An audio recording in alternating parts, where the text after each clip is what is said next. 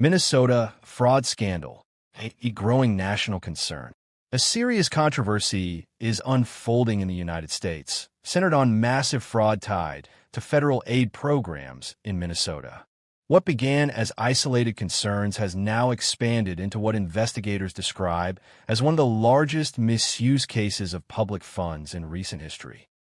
According to federal authorities, billions of dollars intended for COVID relief, food assistance, housing stabilization, and Medicaid programs may have been improperly claimed.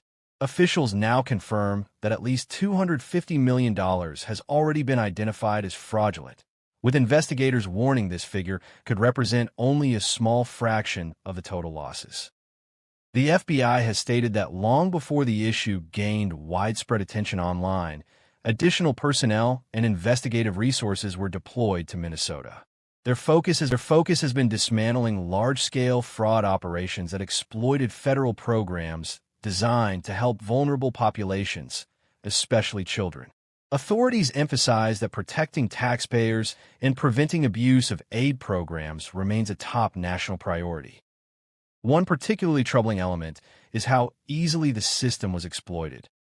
Investigators say weak oversight allowed individuals to enroll in Minnesota programs from other states, submit claims remotely, and receive payments without proper verification.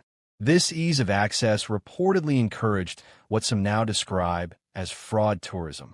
Audits are currently underway on as many as 14 high-risk Medicaid programs, with estimates suggesting that up to $9 billion in funds could potentially be linked to improper or fraudulent claims. If confirmed, it would represent one of the largest public assistance failures in U.S. history.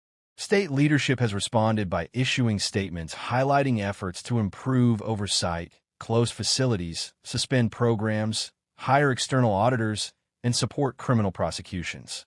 However, critics argue these actions came far too late. Whistleblowers who initially raised alarms say they were ignored or targeted, while public awareness remained minimal for years. Adding to the controversy is the role of media and oversight agencies. Independent journalists have documented visits to facilities listed as active child care centers, only to find no children present. These findings have raised serious questions about where regulatory agencies and local investigative reporting were during the height of the fraud. At its core, this scandal is not just about wasted money. It's about public trust. Taxpayers expect their contributions to help those in genuine need, not to enrich criminals exploiting weak systems. As investigations expand beyond Minnesota, officials acknowledge that similar schemes may exist in other states as well. The coming months are expected to bring more revelations, prosecutions, and policy changes. For now, one thing is clear. This case is far from over, and its impact may reshape how federal aid programs are monitored nationwide.